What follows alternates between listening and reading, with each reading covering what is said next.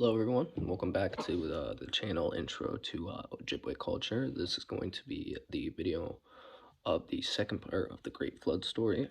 You may be wondering why there's a second part. I finished the story in the last video on the Great Flood, but I didn't explain the lessons, and I think it's very important to explain the lessons in that story. And I did mention that pretty much every story that Nanabusu is involved in, there's a lesson to be learned, and in this story there's actually two main lessons to be learned. So to get into that, the first lesson is the importance of sacrifice, and then the second lesson is to not be judgmental. Now, the first lesson, just to explain a bit, now each animal in the story made personal sacrifice.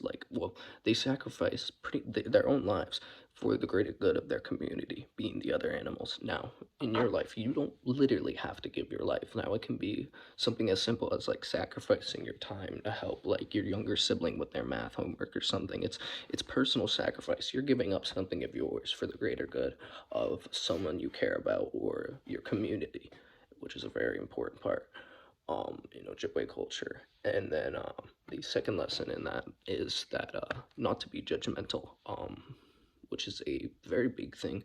Being judgmental, no one likes it. It's really bad.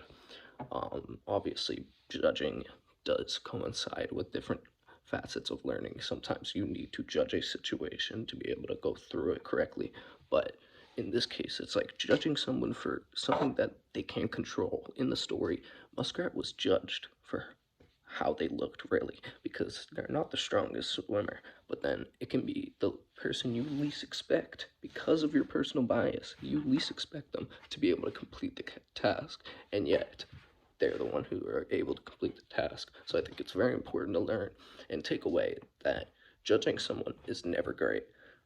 And it doesn't feel nice, when you've been judged. It feels horrible. And then definitely sacrifice is a huge part. You sacrifice your time. It can be money, it can be anything for the greater good of your friends, your family, your community. And I think those are two of the big lessons you can learn from that story. Thank you.